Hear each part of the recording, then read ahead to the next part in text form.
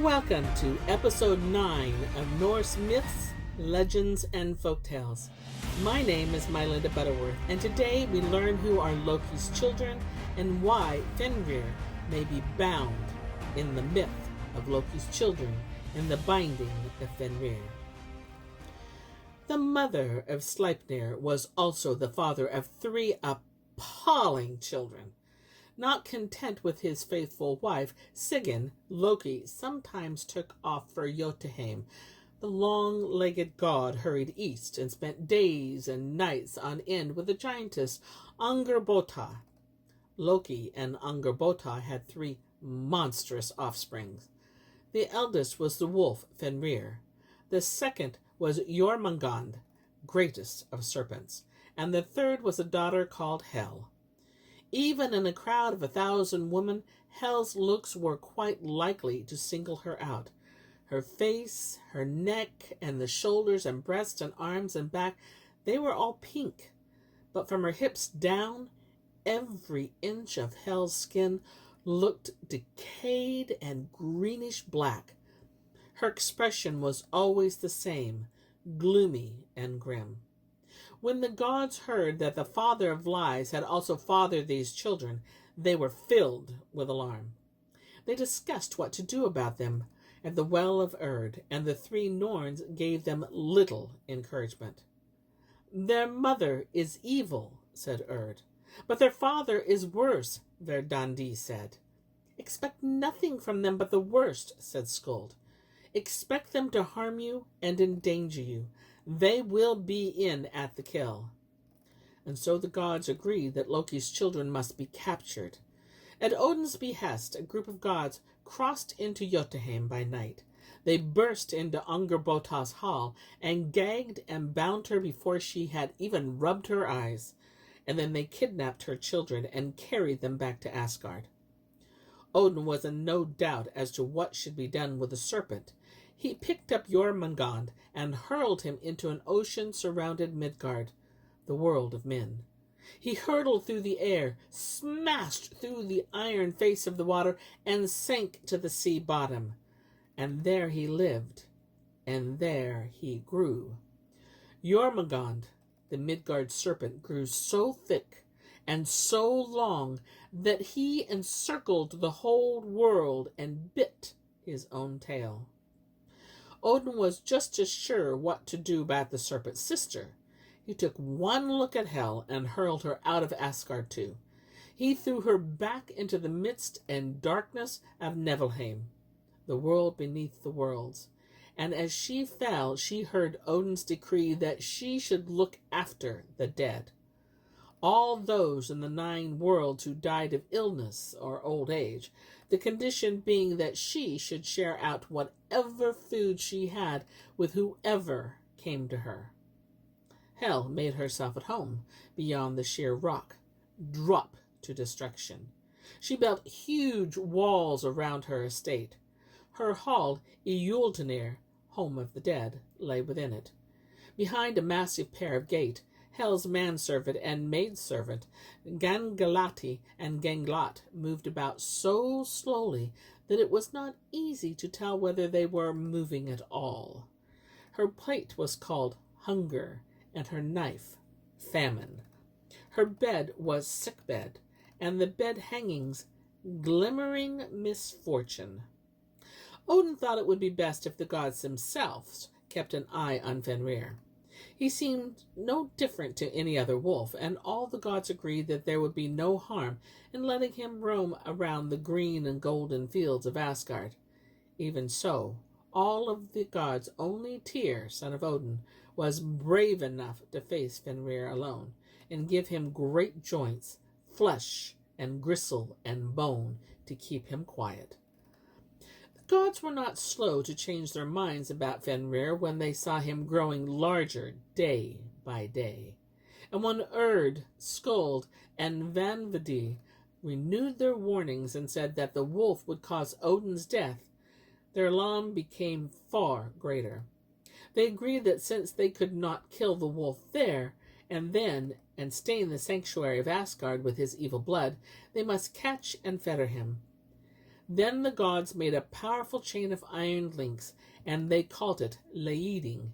Several of them went up to Fenrir, showed him the chain, and asked, "Are you as strong as this?" The wolf, inspecting Laeding, "It's certainly strong, but I'm certainly stronger," was all he had to say as he let the gods wind the chain around his neck and body and legs until there was only a small length left to hold onto. "Finished?" snarled the wolf. He planted his massive paws well apart, filled his lungs with air, then flexed every muscle in his body. Laeding's links at once sprang apart, and the gods sprang back alarmed. The gods lost no time in making another chain. This one was called Drami. It was twice as strong as Laeding. The links were larger than those of the largest anchor chain. No men could have even moved them. "If you break this chain," the gods told Fenrir, "you will be known for your strength throughout the 9 worlds." Fenrir looked at Draumi. He thought it looked immensely strong, but then he thought that he too had grown even stronger since he had snapped Laeding. "No one wins fame without taking a risk," was all he had to say as the gods wound the vast chain round his neck and body and legs. "Finished?" snarled the wolf. He shook so that there was a terrible clinking, clanking, and grating. He rolled over and arched his back and banged the chain against the ground. He tightened his muscles until they were as hard as the iron links of Draumi. He stood up again and tugged his paws into the earth and strained, and all at once Draumi snapped. It shattered into hundreds of separate links. The shrapnel flew in every direction. After this, the gods were frightened. They thought they might fail to fetter Fenrir. "But if anyone can make a fetter that will not break," Odin said, "the dwarfs can." And he sent off bright Skirnir, Freyr's messenger to the world of the dark elves, Svartalfheim. Skirnir went down under Midgard through gloomy, dank, twilight grottos. There he found Nar and Nain and Nipping and Dane and Bifur and Bafur and Bomber and Nori and hundreds of others, each one as horrible as the next.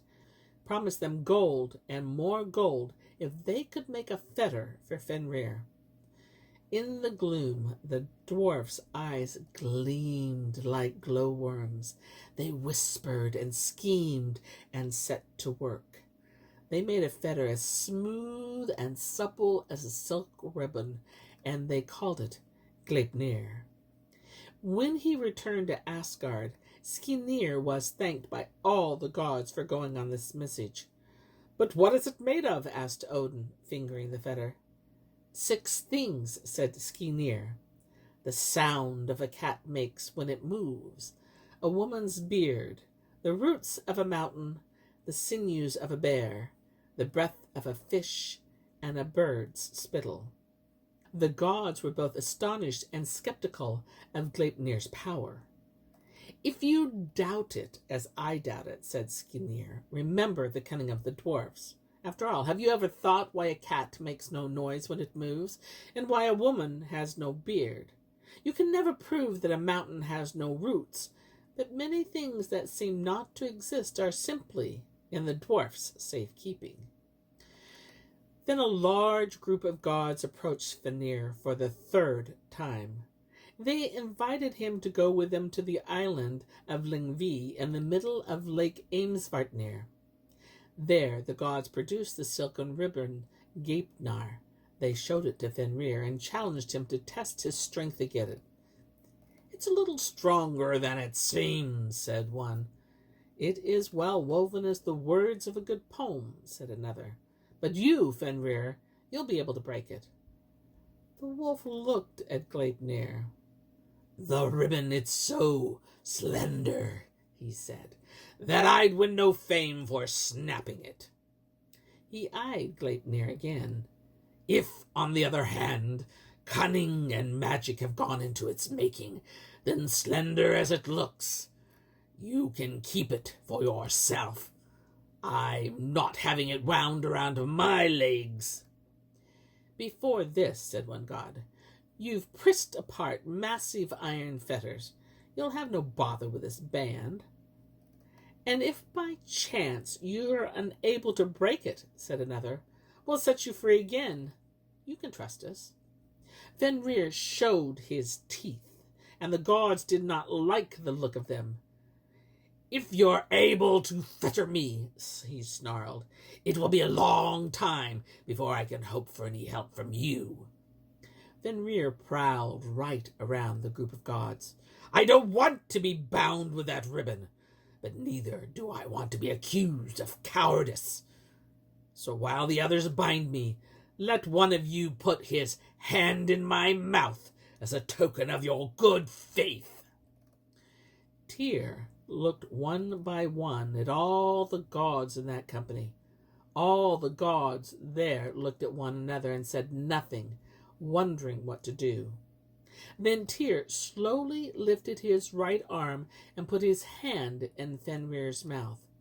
At once the other gods wound Sleipnir round and round the wolf's neck and body and legs until it was all used up. Fenrir began to struggle against it. He tried to kick and shrug and shake and jerk and roll, but the more he strained, the tighter Sleipnir became. Then Fenrir snarled and clamped his teeth. Tyr, bravest of the gods, twisted and cried out, unable to bear such pain. The other gods laughed. They knew that Fenrir was bound at last. They all laughed except Tyr. He lost his hand. The gods fixed the large chain called Gaelga to the end of the silken ribbon. They passed the end of this chain through the hole in a huge boulder called Giol, looped it back, and secured it to itself. The gods drove Giol a mile down into the earth. Then they found the vast rock, the Viti, and dropped that on top of Giol to fasten it. Fenrir shook and wrestled. He grated his teeth and gulped and opened his blood-stained jaws immensely wide. Then one of the gods drew his sword. He drove the point hard into the roof of Fenrir's mouth and rammed the hilt against his lower jaw. The wolf was gagged. Fenrir was gagged, and Fenrir was bound. His howls were terrible, and slaver streamed from his jaws. It ran from the middle of the island into the lake of Amsvartnir and was called Von, the river of expectation. And just as the Midgard serpent waits at the bottom of the ocean, coiled round the world, just as hell